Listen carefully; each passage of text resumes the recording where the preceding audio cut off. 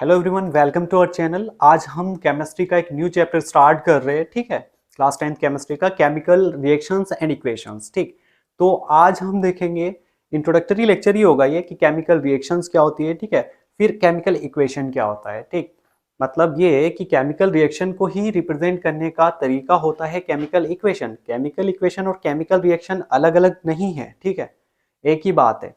बस उस चीज को जो केमिकल रिएक्शन दी गई है उसे एक सिंप्लीफाइड फॉर्मेट में रिप्रेजेंट करना, दिखाना, वो होता है केमिकल इक्वेशन। ठीक है, फिर हम केमिकल इक्वेशन की बैलेंसिंग देखेंगे कि केमिकल इक्वेशन को किस तरह से हम बैलेंस करते हैं। ठीक है, उसके बाद हम देखेंगे केमिकल रिएक्शंस के टाइप्स। ओके, तो पहले हम इसका इंट्रोडक्शन कंप्लीट कर देते हैं। ठीक है, कि केमिकल रिएक्शन तक पहुंचने के लिए भी तो इंट्रोडक्शन चाहिए ना, कि केमिकल रिएक्शन होती क्या है, उसका ही कैसे पता लगने लगे हमें कि कोई भी रिएक्शन हो रही है तो वो केमिकल रिएक्शन हो रही है या फिर केमिकल रिएक्शन नहीं हो रही है। ठीक, तो उसके लिए हम देखेंगे कि किसी भी सब्सटेंस में चेंज किस तरह का आ रहा है। जिस सब्सटेंस के ऊपर हम ऑब्जर्वेशन कर रहे हैं, स्टडी कर रहे हैं, उसके उसके उसमें चेंजेस को देख रहे हैं कि उसमें केमिकल चेंज हो रहा है, केमिकल रिएक्शन हो रही है या नहीं हो रही। तो उस सब्सटेंस में हम उस कंपाउंड में ये देखेंगे कि उसमें चेंज किस तरह का आ रहा है। ठीक, उसके बाद हमें पता लगेगा कि हाँ, वहां पर कोई केमिकल रिएक्शन हो भी रही है या नहीं। तो चेंजेस के हिसाब से ही हम बताएंगे कि chemical reaction is taking place और नॉट। देखिए, किसी भी कंपाउंड में या किसी भी सब्सटेंस में हम ऑब्जर्व करते हैं कि चेंज आ रहा है कि नहीं आ रहा है। कोई हमारे पास कंपाउंड है XYZ, कुछ भी हो सकता है। ठीक है, और उसके ऊपर हम देख रहे हैं कि उसमें चेंज हुआ है या नहीं। जो फर्स्ट थिंग है वो यही है, ये देखना कि चेंज हो भी रहा है या नहीं। चेंज हो रहा है या नहीं, या कंपाउंड वैसा का वैसा ही है। अगर चेंज हो रहा है तो उसके बाद देखेंगे कि चेंज किस तरह का हो रहा है, टाइप ऑफ चेंज क्या है। उसमें कोई फिजिकल चेंज है या केमिकल चेंज है।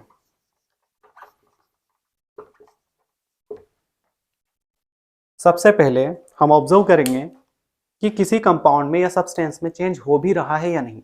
अगर चेंज हो रहा है तो फिर आगे देखेंगे कि वो चेंज फिजिकल चेंज है या केमिकल चेंज है। अब फिजिकल चेंज का कैसे पता लगेगा, केमिकल चेंज का कैसे पता लगेगा, तो यही हम आगे देखने जा रहे हैं। ठीक है, देखिए, एक बात और सुनिए, अगर फिजिकल चेंज हुआ है उस सब्सटेंस में या उस कंपाउंड में, तो वो चेंज हमारा रिवर्सिबल होता है। वहां पर पॉसिबिलिटी है, पॉसिबल होता है कि हम उस चेंज को रिवर्स कर सके।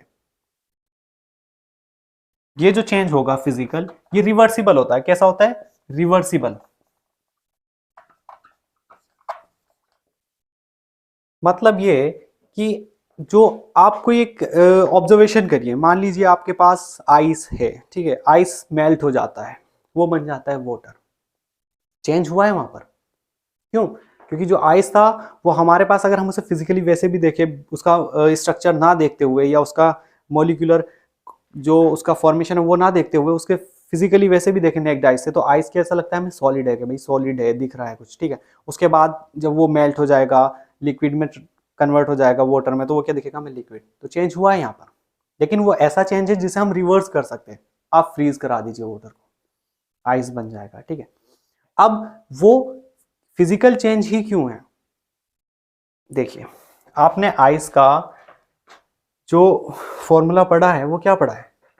आइस जो होता है आपके पास वो H2O ही होता है। ठीक है, और जो वाटर होता है लिक्विड। ठीक है ना, आइस आपका सॉलिड, वाटर आपका लिक्विड। तो इसका फॉर्मूला क्या होता है? ये भी H2O ही होता है। मतलब ना तो एटम के अरेंजमेंट में कोई चेंज है, ठीक है, और ना ही नंबर में कोई चेंज है, और ना ही मौलिक फॉर्मूले में कोई चेंज है। H2O H2O। ठीक है, तो आइस भी H2O है, वाटर भी H2O है। ठीक है, तो ये क्या होगा? हमारा फिजिकल चेंज। यहाँ पर कोई भी चेंज नहीं हुआ है, यानी जो चीज़ पहले थी वो चीज़ बाद में भी वही है, अगर हम उसका मॉलिक्यूलर स्ट्रक्चर देख रहे हैं तो। और जो चेंज हुआ है, यानी सॉलिड से लिक्विड बना है, तो आप इसे रिवर्स कर सकते हैं ना। तो इसलिए ये चेंज कैसा है? फिजिकल चेंज है। केमिकल चेंज तब माना जाता है जब हम केमिकल कैरेक्टरिस्टिक्स पढ़ेंगे, तो तब आपको पता लगेगा कि हाँ, कोई भी रिएक्शन में केमिकल चेंज हो रहा है या फिर फिजिकल चेंज हो रहा है। ठीक है, मानकर चलिए यहीं पर मैं बता देता हूं कि इसकी जो एटम की अरेंजमेंट है वो चेंज हो जाती है, ठीक है, या फिर नंबर ऑफ एटम्स में कुछ चेंजेस आ जाते हैं, तो तब तो कह सकते हैं कि हाँ केमिकल चेंज हुआ। लेकिन यहाँ पर एटम की अरेंजमेंट भी सेम है और जो चेंज हो रहा है वो रिवर्स किया जा सकता है, तो वो चेंज कैसा होता है? फिजिकल चेंज, ठीक है। इसी तरह से अगर आपने वाटर लिक्विड लिया और उसे वेपराइज कराकर वेपर बना दिया उसका, ठीक है ना, water H2O liquid, vapour H2O gas, ठीक है, तो फॉर्मूला तो सेम है ना, फिजिकल स्टेट ही तो चेंज हुई है उनकी, जैसे यहाँ पर हुई है। और उन्हें भी क्या किया जा सकता है? रिवर्स किया जा सकता है उस प्रोसेस को भी। कैसे? आपने लिक्विड को क्या किया? हीट किया, उसे वेपर बने, और उस वेपर को वापस आप कंडेंस करके लिक्विड बना सकते हैं, ठीक है। तो वो होते हैं हमारे फिजिकल चेंज। अब केमिकल चेंज क्या होता है? देखिए जो केमिकल चेंज होगा वो रिवर्सिबल नहीं होता है, ठीक है। कैसा होता है? इरिवर्सिबल, इरिवर्सिबल मतलब अगर एक बार चेंज हो गया तो वो फिर रिवर्स नहीं हो सकता, ठीक है। जैसे आप कुकिंग करते हैं, मतलब एक बहुत ही कॉमन सा एग्जांपल है, अगर आप कुकिंग करते हैं, पहले आपने जो फूड है आपके पास उसे प्रोसीज्ड किया, तो प्रोसीज्ड होने के बाद, पकने के बाद उसमें जो बदलाव आया, उसके टेस्ट में भी बदलाव आएगा, बहुत सारी चीजें वो मतलब मैटर में भी कम हो जाएगा, तो वो आप वापस वैसा नहीं कर सकते, ठीक है, कि भाई आपने हीट करा दिया उसको, ठीक है ना, अब आप उसे फ्रीज करा दीजिए खाने को, तो वो वापस से वैसा ही बन जाएगा जैसे हम रॉ लेकर के आए थे, रॉ मटेरियल लेकर के आए थे, वैसा नहीं बनता, ठीक है। तो केमिकल चेंज तब होता है जब अगर किसी फॉर्म से हम चेंज करके कोई न्यू फॉर्म बना दे केमिकल रिएक्शन के थ्रू, फिर वो न्यू फॉर्म जो है वापस ओरिजिनल फॉर्म में रिटर्न ना कर सके, वो हमारा क्या होता है? Chemical change. अभी हम केमिकल चेंज की, केमिकल रिएक्शंस की कैरेक्टरिस्टिक देखेंगे, तब डीपली क्लियर हो जाएगा। फिलहाल इतना पता होना चाहिए कि फिजिकल चेंज जो भी होगा वो रिवर्सिबल है, जैसा ओरिजिनल था सब्सटेंस या कंपाउंड वैसा ही बन जाएगा वो, ठीक है, रिवर्सिबल होकर के। रिवर्सिबिलिटी पॉसिबल है यहाँ पर नहीं बनेगा। यहाँ पर जो ओरिजिनल था वो अपनी आइडेंटिटी लूज कर देगा और कोई न्यू बनेगा, फिर वो जो न्यू बनेगा वो वापस से ओरिजिनल में वापस नहीं जाएगा, ठीक है। तो ये आपको समझ में आया कि चेंज से ही पता लगता है कि कोई एक केमिकल रिएक्शन हो रही है या नहीं हो रही, ठीक है। अब देखते हैं हम केमिकल रिएक्शंस की क्या प्रॉपर्टीज होती है, यानी क्या केमिकल चेंज होता है जिससे हम पता लगाए कि हाँ chemical reaction has taken place, कि केमिकल रिएक्शन हुई है।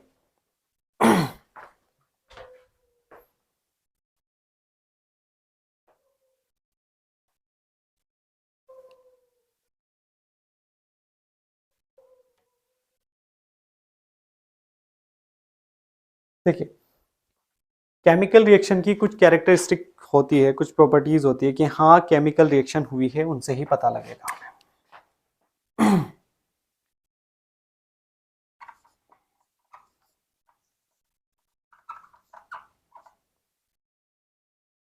देखिए अगर चेंज आ रहा है हमारा, ठीक है, किसमें? टेम्परेचर में। हमने कोई रिएक्शन करानी स्टार्ट की और टेम्परेचर में चेंज आ जाता है, तो भी हम कह सकते हैं कि वहां पर केमिकल रिएक्शन हो रही है, ठीक है। यानी चेंज इन टेम्परेचर, अगर किसी रिएक्शन को कराते टाइम, ठीक है ना, जब हम रिएक्शन करा रहे हैं और उस टाइम चेंज आता है टेम्परेचर में, तो वो होती है हमारी क्या? Chemical reactions. Change in temperature से पता लग सकता है कि केमिकल रिएक्शन हो रही है। देखिए बेसिकली दो तरह की यहाँ पर रिएक्शंस होती है हमारी, एक्सोथर्मिक एंड एंडोथर्मिक, ठीक है। एक्सोथर्मिक रिएक्शन में भी चेंज आएगा टेम्परेचर में, एंडोथर्मिक रिएक्शन में भी चेंज आएगा टेम्परेचर में। तो चेंज इन टेम्परेचर रिएक्शन कैसी हुई? केमिकल रिएक्शन, ठीक है ना, पता लग जाएगा कि हाँ केमिकल रिएक्शन हो रही है। कौन कौन सी होती है? एंडोथर्मिक,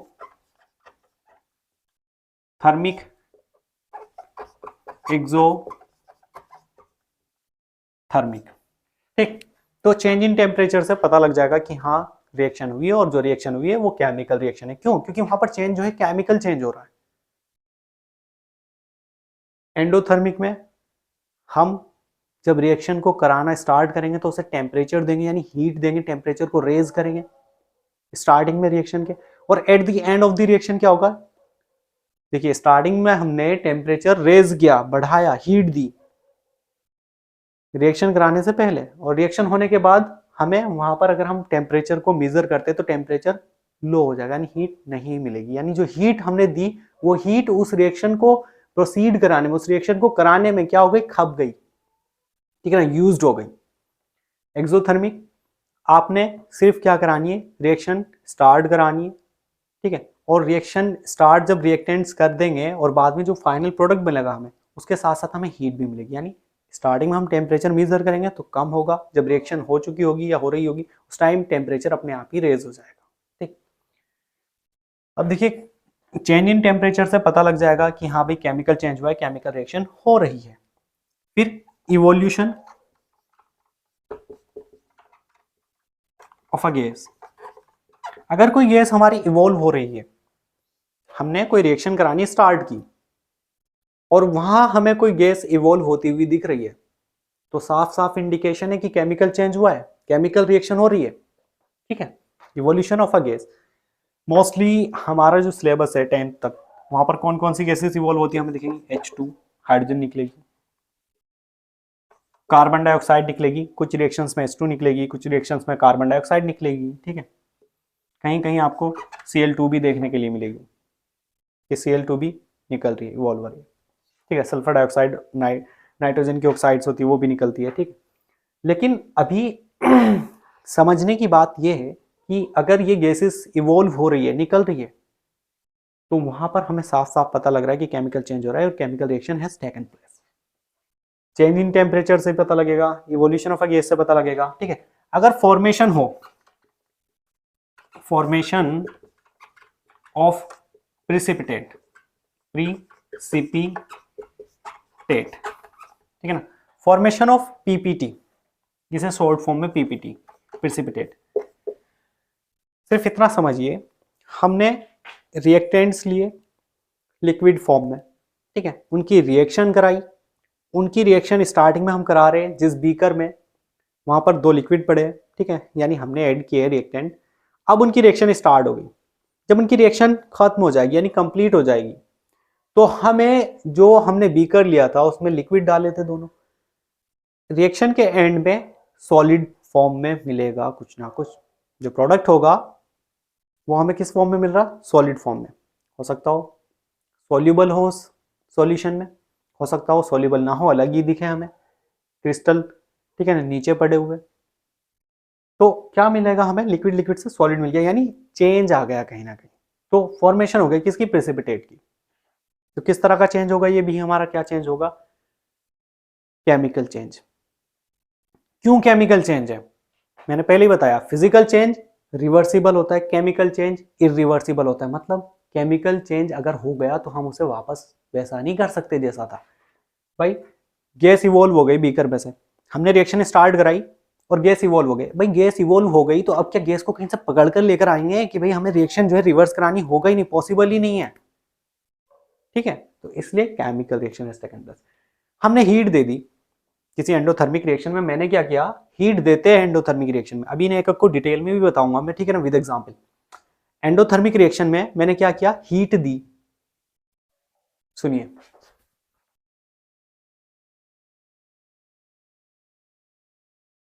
आपके पास कोई बीकर है, कोई कंटेनर है जिसमें मुझे रिएक्शन क्या करानी है, ठीक है ना, रिएक्शन करानी है। जो आपने रिएक्शन इक्वेशन लिखी हुई देखते हैं, ठीक है ना, वो बोर्ड पर समझाने के लिए होती है, ठीक है, वैसे नहीं करते साइंटिस्ट की बोर्ड पर लिख दिए कंपोनेंट, ठीक है ना, कंपाउंड और रिएक्शन हो जाएगी, ऐसा नहीं, एक प्रॉपर गाइडेंस के साथ में होती है चीजें। हमने यहाँ पर कोई भी 2 सब्सटेंस मिलाई रिएक्शन कराने के लिए, एक्स एंड वाई, इन दोनों को मिला दिया। ये क्या है हमारे स्टार्टिंग में, देखिए रिएक्टेंट्स है, यानी किसी भी केमिकल रिएक्शन को हम कराते हैं तो जो हमारे रिएक्शन कराने के लिए चीजें चाहिए होती है, रिएक्टेंट्स, ठीक है ना, क्या चीज, रिएक्टेंट्स, क्या कर दिया मैंने ये, ठीक है। तो रिएक्टेंट्स लिए, फिर हमें क्या मिलता है फाइनली, प्रोडक्ट्स। स्टार्टिंग में क्या लेते हैं हम, रिएक्टेंट्स।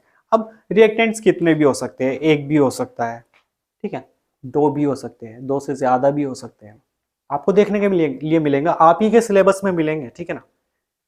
आप कंप्लीट जर्नी स्टार्ट करिए हमारे साथ में। आप ही के चैप्टर्स में देखने के लिए मिलेंगे, आप ही के सिलेबस में देखने के लिए मिलेंगे, और मैं वहां पर बताऊंगा कि देखिए एक रिएक्टेंट है, 2 रिएक्टेंट है, 3 रिएक्टेंट है, प्रोडक्ट ये भी कितने भी मिल सकते हैं, एक भी मिल सकता है, एक से ज्यादा भी मिल सकते हैं, 2 3 4, ठीक है। तो रिएक्टेंट्स लिए हमने, प्रोडक्ट मिलते हैं हमें जब रिएक्शन का कंप्लीशन हो जाता है। इस बीकर में मैंने रिएक्टेंट्स लिए, मान के चलिए मैंने 2 ले लिए, x प्लस वाई, ये मिलाया। अभी ये x प्लस वाई यानी x की अपनी खुद की एक आइडेंटिटी होगी, अपनी खुद की एक पहचान होगी, y की भी अपनी खुद की एक आइडेंटिटी होगी, खुद की एक पहचान होगी। ये रिएक्शन हो गई। ये रिएक्शन होने के बाद जो आपके प्रोडक्ट मिले वो क्या मिले, हमें क्या मिले, z प्लस ए मिला। मतलब अभी क्या होगा, जब रिएक्शन हो जाएगी तो ये तो गायब हो जाएंगे ना भाई, ये तो स्टार्टिंग में लिए थे मैंने। अब z प्लस ए मिला, क्या मिला, z प्लस ए, यानी मैंने रिएक्टेंट लिया था, क्या लिया था, x प्लस वाई ये लिया था, और z प्लस ए मुझे प्रोडक्ट मिले। ये मैंने रिएक्टेंट्स लिए थे, ये मैंने प्रोडक्ट मिले मुझे। अब मेरा मतलब ये है कहने का कि जो प्रोडक्ट मिले इन प्रोडक्ट में जो एटॉमिक अरेंजमेंट होगा वो चेंज हुआ होगा, और किसकी वजह से, जब हमने हीट दी, ठीक है। अब हीट देने के बाद ऐसा तो है नहीं कि भाई हम इसमें से हीट निकाल लेंगे और जो हमारे ये जो अरेंजमेंट हुआ है प्रोडक्ट का, ये प्रोडक्ट बना है, ये वापस से रिएक्टेंट में कन्वर्ट हो जाएगा, ऐसा नहीं होगा। हमने इसे हीट दे दी एंडोथर्मिक रिएक्शन में, तो वो दे दी, वो रिएक्टेंट्स ने यूज्ड अप कर ली, रिएक्शन में यूज्ड अप हो गई प्रोडक्ट्स बनाने में। अब आप उस हीट को वापस से निकाल करके रिएक्शन में से वही रिएक्टेंट नहीं बना सकते, रिवर्स नहीं कर सकते इस प्रोसेस को, इसलिए केमिकल चेंज है, केमिकल रिएक्शन है। लाइक सिमिलरली एक्सोथर्मिक, हमने क्या किया, रिएक्शन को कराना स्टार्ट किया, रिएक्शन होने लगी, हमने टेम्परेचर पहले मेजर किया, नॉर्मल था, जैसा हमने रिएक्टेंट्स डाला रिएक्शन स्टार्ट हुई, प्रोडक्ट बने, तो वहां पर टेम्परेचर राइज मिला, हीट इवोल्व हो रही। अब हम उस हीट को पकड़ कर नहीं ला सकते कि भाई हीट को वापस से उस बीकर में डालो, सॉल्यूशन में डालो, मुझे क्या करना है, रिवर्स करना है, ऐसा नहीं हो सकता, पॉसिबल ही नहीं है। इसी तरह से यहां पर गैसेस इवॉल्व हो गई, भाई रिएक्शन हो रही है बीकर में, भग गई निकल करके, या आपने कोई ऐसा सेटअप अरेंजमेंट लगाया कि कहीं कोई स्टोर कर ली, आप उसे वापस नहीं ला सकते, वापस नहीं ला सकते आप उसे। इसी तरह से आपका सॉलिड बन गया, पीपीटी बन गया सॉल्यूशन से, क्या आप उस सॉलिड को कैसे कैसे मतलब कैसे करोगे आप उस सॉलिड को डिस्ट्रॉय और वापस से लिक्विड फॉर्म में नहीं ला सकते, पॉसिबल ही नहीं है। तो ये चीजें हो गई। देखिए समझना है, कोशिश करनी है, लगे रहना है साथ में, ठीक है, तभी समझ आती है चीजें। तो फॉर्मेशन ऑफ प्रेसिपिटेट से भी हम पता लगा लेंगे कि भाई केमिकल रिएक्शन हो गई है, गैस का इवोल्यूशन हो गया। अब ये जो इवॉल्व होती है ना गैस, इन्हें भी देखने की आप पता लगा सकते हैं कि कौन सी गैस इवॉल्व हुई है, ठीक है, बताएंगे आगे, सब बताएंगे। ये पॉपअप साउंड के साथ में बर्न होती है, ये लाइम वाटर को मिल्की कर देती है, सब बताएंगे प्रॉपर्टी, ठीक है। तो ये सब हो गया। अब देखिए चेंज इन कलर भी एक प्रॉपर्टी है जिससे हम पता लगा सकते हैं कि हाँ केमिकल चेंज हुआ, chemical reaction has taken place.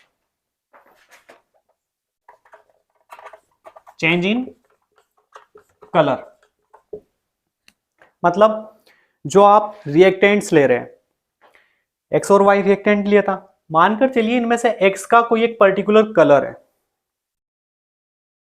क्या है, कुछ भी मान लो, पिंक है, ब्लू है और पिंक है, मतलब कैसा भी हो सकता है भाई, एक कलर ले लीजिए कोई सा भी इसका, ठीक है। अब आपके जो प्रोडक्ट बने वो तो उनमें से एक्स वाई तो है रहा नहीं, प्रोडक्ट कन्वर्ट हो गया जेड प्लस ए में, तो ये जो प्रोडक्ट बने इनका कुछ और कलर भी हो सकता है या फिर कोई कलर नहीं भी हो सकता, तो चेंज आ गया कलर में। पहले जो रिएक्टेंट लिए उनका कलर था पर्टिकुलर कुछ भी, उसके बाद जो प्रोडक्ट मिला आपको उनका कलर नहीं है, अब भाई कलर गायब हो गया, अब आप वापस से कलर कैसे लेकर आएंगे इसमें बताइए, ला सकते हैं कलर, नहीं आएगा।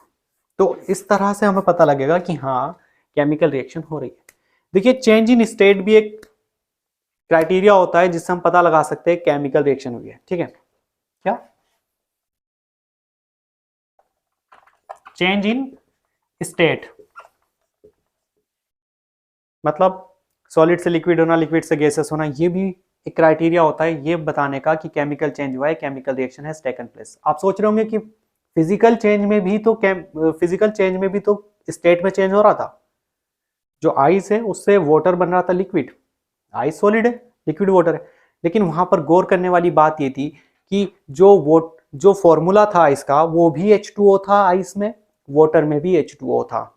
लेकिन यहाँ जो चेंज आएगा स्टेट में, केमिकल चेंज में, केमिकल रिएक्शन में, वहां अरेंजमेंट ऑफ एटम चेंज हो जाएगा, फॉर्मूला चेंज हो जाएगा, ठीक है। तो तब चेंज माना जाता है कि वहां केमिकल चेंज हुआ है, केमिकल रिएक्शन हुआ है। अब ऐसा नहीं है कि कोई रिएक्शन आपको एंडोथर्मिक ही शो कर रही है, कोई रिएक्शन आपको यही दिखा रही है कि वहां पर सिर्फ और सिर्फ गैस इवॉल्व हो रही है। एक ही रिएक्शन में आपको एक से ज्यादा चीजें भी देखने को मिल सकती है, ठीक है। यानी कोई एक पर्टिकुलर रिएक्शन आपकी एक्सोथर्मिक होने के साथ साथ उसमें आपको इवोल्यूशन ऑफ हाइड्रोजन भी देखने को मिलेगा। तो एक से ज्यादा चीजें भी आप देख सकते हैं किसी एक पर्टिकुलर रिएक्शन में, ठीक है। तो आई होप ये समझ आया होगा, आप नोट करें, ठीक है ना, कि क्या कैरेक्टरिस्टिक होती है केमिकल रिएक्शन की। और उसके बाद में थोड़ा इनका एक दो एग्जाम्पल देकर के आपको बताने की कोशिश करता हूं, उसके बाद हम चैप्टर को आगे को प्रोसीड करेंगे, ठीक है ना। नोट करें, कर लिया। अब इसके थोड़े से एग्जाम्पल के थ्रू मैं आपको समझाने की कोशिश करता हूं कि कैसे हम केमिकल रिएक्शन को देखते हैं कि केमिकल रिएक्शन हो रही है। एग्जाम्पल देता हूं मैं इनके थोड़े आपको। सबसे पहले तो आपको ये इमेजिन करना है कि कोई बीकर है, उसमें हम रिएक्टेंट्स डाल रहे हैं, ठीक है ना। और रिएक्टेंट्स जो डाल रहे हैं, देखिए वो ओरिजिनल किसी फॉर्म में होंगे पहले, फिर उसके बाद जो प्रोडक्ट मिलेगा वो क्या होगा, बिल्कुल डिफरेंट होगा। क्यों? क्योंकि उसकी जो आइडेंटिटी है वो पूरी तरह से चेंज हो चुकी होगी, जो आपने रिएक्टेंट डाले उनसे मैच नहीं करेगी।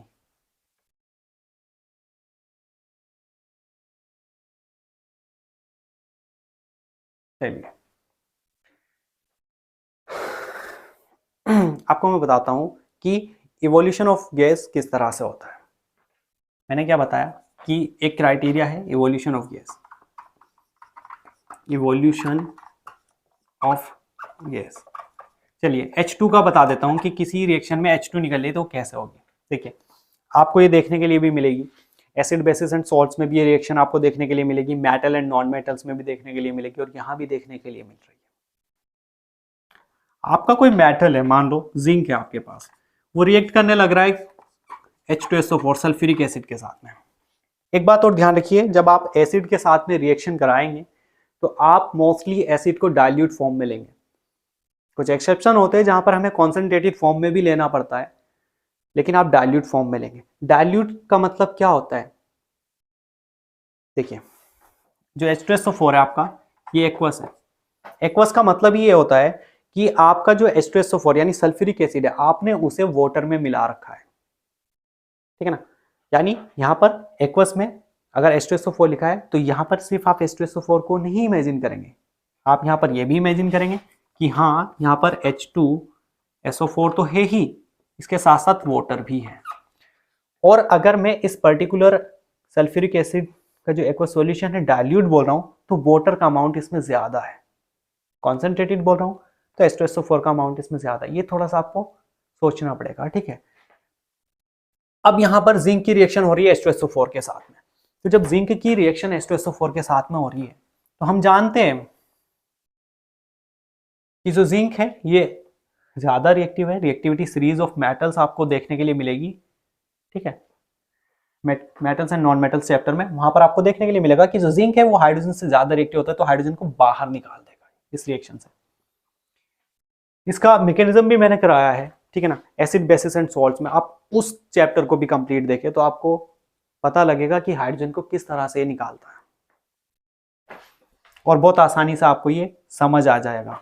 तो जिंक क्या कर देगा, निकाल देगा और सल्फ्यूरेट के साथ खुद कंबाइन कर लेगा, और हाइड्रोजन गैस यहाँ से हमारी क्या हो जाएगी, इवॉल्व हो जाएगी।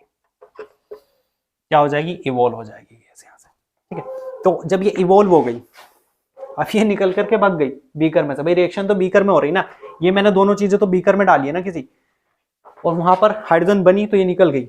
इसका पता लगा लेंगे हम कि हाँ हाइड्रोजन ही निकल रही है, हम बर्निंग कैंडल ले आएंगे, बीकर के जो माउथ होगा, मुंह होगा, ठीक है ना, वहां पर जो ओपनिंग होगी बीकर की वहां पर, तो जो बर्निंग कैंडल है उसके कांटेक्ट में जैसे ही ये आएगी फ्लेम के, तो ये पॉप साउंड के साथ में बर्न करेगी, ठीक है ना। तो हमें क्या मिलेगा, सिर्फ जिंक सल्फेट, ये मिलेगा बीकर में। तो अब आप बताइए, यहां से ही ये चीज तो कम हो गई, क्या आप इससे वापस से ये चीजें बना सकते हैं? नहीं, क्यों? क्योंकि ये ऑमिट कर लीजिए, ये क्या हो गई, भग गई है, बीकर से निकल गई। आप बना सकते हो? नहीं बना सकते। और जो स्टेट में चेंज आता है, फिजिकल चेंज, वहां पर आपको अरेंजमेंट तो सेम मिल रही थी ना, एटम्स की जो अरेंजमेंट थी, एलिमेंट्स के जो एटम्स की अरेंजमेंट थी फॉर्मूले में, वो सेम मिल रही थी। H2O आइस में, H2O लिक्विड में, वाटर में। यहाँ देखिए, यहाँ पर अरेंजमेंट ऑफ एटम में भी चेंज हुआ है, यहाँ पर जिंक सल्फेट के साथ में कंबाइन हो चुका है प्रोडक्ट बनने के बाद, यहाँ पर हाइड्रोजन था इसके साथ, ठीक है, ठीक है ना।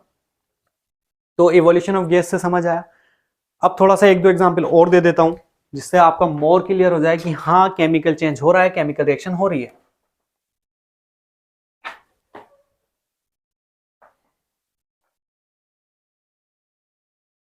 ठीक है, चेंज इन टेम्परेचर,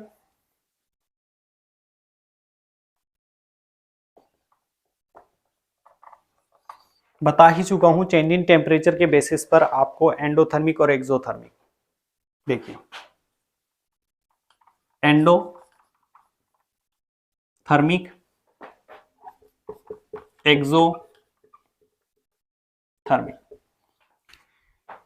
यहां जो रिएक्शन होगी उस रिएक्शन में आप क्या करेंगे, बीकर में आप अपने रिएक्टेंट्स डालें, वो रिएक्टेंट्स को रिएक्ट कराने के लिए आपको हीट देनी होगी, अपने आप से खुद से हीट सप्लाई करनी पड़ेगी। मतलब ये है, आपने कोई रिएक्टेंट्स ले लिए x प्लस वाई, भैया ये रिएक्ट नहीं कर रहे, इन्हें आप हीट और दे दो। अब जो आपको प्रोडक्ट्स मिलेंगे z प्लस ए, वहां पर हीट नहीं मिलेगी आपको, यानी इन रिएक्टेंट्स ने हीट को एब्जॉर्ब कर लिया इन प्रोडक्ट्स को देने के लिए। और ये जब आपको प्रोडक्ट्स मिल गए तो फिर हीट तो अब गायब हो चुकी है ना, हीट तो भाई स्टार्टिंग में टेम्परेचर हाई है जो बीकर है, क्यों? क्योंकि हम हीट दे रहे हैं, उसके बाद जब प्रोडक्ट बन जाएंगे टेम्परेचर भी कूल हो जाएगा, थोड़ा सा डाउन हो जाएगा, हीट एब्जॉर्ब हो गई भाई, प्रोडक्ट ये बन गए। तो अब क्या आप इन्हें वापस से ऐसी फॉर्मेट में चेंज कर सकते हैं? नहीं कर सकते, क्यों? पहली बात तो आपके पास हीट ही नहीं रही, एक चीज गायब हो गई पूरी तरह से, और फिर नहीं आएगा। एक्सोथर्मिक में क्या होता है, एक्सोथर्मिक में हम कोई रिएक्टेंट्स हमने लिए, ठीक है ना, रिएक्टेंट्स लिए, चलिए इसे मैं मिटा देता हूँ, यही बताता हूँ यहाँ से सही रहे। एंडोथर्मिक में हम हीट सप्लाई करते हैं अपने पास से, ठीक है, एक्सोथर्मिक को भी इधर ही लिख देता हूँ, एक्सोथर्मिक। एक्सोथर्मिक में क्या होता है, हीट हमें प्रोडक्ट साइड पे मिलती है, मतलब चलिए इसका एग्जांपल दे देता हूं मैं आपको। क्या होता है, क्विक लाइम लिया आपने और उसे वाटर में डिसॉल्व करा दिया, ठीक है ना, वाटर के साथ रिएक्शन करा दी। क्विक लाइम लिया आपने, उसको वाटर के साथ आपने रिएक्ट कराया, तो आपको मिलेगा कैल्शियम हाइड्रोक्साइड प्लस हीट। मतलब देखिए, आपने बीकर में, इसका जो नाम होता है ना कैल्शियम ऑक्साइड का, होता है क्विक लाइम, इसका नाम होता है स्लैग्ड लाइम। कैल्शियम हाइड्रोक्साइड को क्या बोलते हैं हम, क्या करता हूं मैं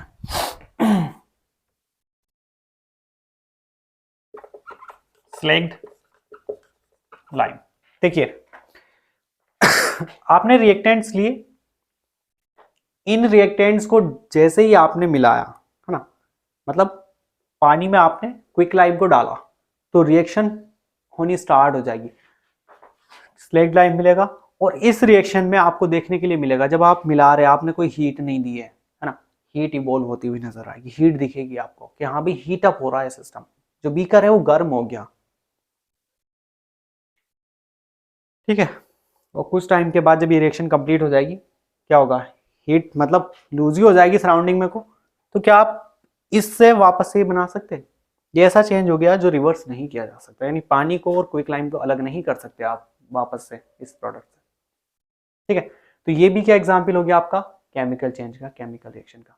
सिमिलरली मैंने और भी बताया आपको, नोट करिए इसे, कि कलर में चेंज आता है, ठीक है, पीपीटी बनता है।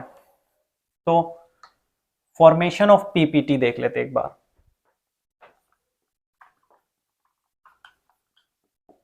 फॉर्मेशन ऑफ पीपीटी यानी प्रिसिपिटेट बन रहा है, क्या बन रहा है, प्रिसिपिटेट बन रहा है, मतलब किसी सॉलिड का, माइक ही गिर जाता है ये तो, किसी सॉलिड का फॉर्मेशन हो रहा है। मान लो आपने लेड नाइट्रेट ले लिया, ठीक है, और उसकी रिएक्शन आपने करा दी पोटेशियम आयोडाइड के साथ में। एग्जाम्पल के साथ में बता रहा हूं मैं कि फॉर्मेशन ऑफ पीपीटी कहाँ होता है। देखिए आपने लेड नाइट्रेट ले लिया, PbNO3 का 2, ठीक है, उसकी रिएक्शन आपने पोटेशियम आयोडाइड के साथ में करा दी। किसके साथ में, पोटेशियम आयोडाइड के साथ में करा दी। अब आपका क्या होगा, लेड आयोडाइड बनेगा प्लस पोटेशियम नाइट्रेट, ठीक है ना, क्या बनेगा, पोटेशियम नाइट्रेट, KNO3, क्या बनेगा, पोटेशियम नाइट्रेट। देखिए पहले तो आप यही समझिए कि रिएक्शन में एटम के अरेंजमेंट में चेंजेस आ रहे हैं। देखिए यहाँ पे लेड था नाइट्रेट के साथ में, यहाँ पर लेड के साथ में आयोडीन आ गया, आयोडाइड आ गया, ठीक है, पोटेशियम आयोडीन के साथ में था, अब नाइट्रेट के साथ में आ गया। तो आपको जो ये लेड आयोडाइड मिला है ये कैसा होगा आपका, पीपीटी की फॉर्म में। किस फॉर्म में होगा, पीपीटी की फॉर्म में, यानी सॉलिड फॉर्म में, प्रेसिपिटेट बन जाएगा, येलो पीपीटी से बोलते हैं, ठीक है ना। कैसा होता है ये कलर में, येलो पीपीटी, ठीक। तो जो ये एक तो सॉलिड बन गया भाई, यहाँ पे ये लिक्विड फॉर्म में, तो ये सॉलिड बन गया। क्या आप वापस कर सकते हैं, नहीं बना सकते ना, कोई पॉसिबिलिटी नहीं है। पूरी तरह से आइडेंटिटी ही चेंज हो गई भाई, इनकी आइडेंटिटी अलग अलग है, मतलब इनकी अलग अलग है, ठीक है। ये अपनी जो एक्चुअल आइडेंटिटी थी उसे लूज कर चुके प्रोडक्ट्स में। जब बीकर में रिएक्शन कंप्लीट हो जाएगी ना, डालोगे तो आप ये, लेकिन इन्हें ढूंढ नहीं पाओगे। क्यों, क्योंकि ये चेंज हो चुके होते प्रोडक्ट में, ठीक है। यानी ओरिजिनल जो सब्सटेंसेस हमने डाले वो नहीं मिलने वाले आपको रिएक्शन कंप्लीट होने के बाद। खोदोगे आप इन चीजों को, आपको नई चीज मिलेंगी, ये मिलेंगी अलग आइडेंटिटी के साथ में, ठीक, नोट करिए। और भी इनके एग्जाम्पल्स हैं, आपको जब आप चैप्टर में प्रोसीड करेंगे हम लोग, ठीक है, तो वहां पर एक एक एग्जाम्पल आपका क्लियर कर दिया जाएगा। कोई भी उसमें प्रॉब्लम नहीं आने वाली कि एग्जाम्पल की कमी होगी, ऐसा कुछ नहीं है, कमी नहीं होगी। लॉट्स ऑफ एग्जाम्पल्स देखेंगे, रिएक्शंस को बैलेंस करेंगे। बस अभी के लिए आप इतना समझिए, अगर इस तरह के चेंजेस आ रहे हैं तो वहां पर केमिकल चेंज आ रहा है। किस तरह के चेंज, केमिकल रिएक्शन कब होगी या केमिकल रिएक्शन हो रही है उसका हम कब बताएंगे, उसकी क्या क्या कैरेक्टरिस्टिक है। देखिए अगर इवोल्यूशन हो रहा है गैस का, ठीक है ना, change in temperature, PPT formation, ठीक है, और चेंज इन कलर, ठीक है ना, कलर हो गया। और आपका रहता है स्टेट, यानी चेंज इन स्टेट। तो आई होप ये चीजें आपको समझ आई होगी, बेसिक इंट्रोडक्टरी लेक्चर। कल हम केमिकल रिएक्शंस और केमिकल इक्वेशंस को आगे को प्रोसीड करेंगे, ठीक है। Chemical equation basically chemical reaction को रिप्रेजेंट करने का ही तरीका होता है। तो इन सब चीजों को हम कल देखेंगे, नेक्स्ट लेक्चर में देखेंगे, और बहुत ही ज्यादा इजी वे में देखेंगे, ठीक है। आई होप ये लेक्चर समझ आया होगा। आप इसे क्या करें, देखें कंप्लीट, नोट्स बनाए और हमारे साथ बने रहिए, पढ़ाई करते रहिए। Thank you.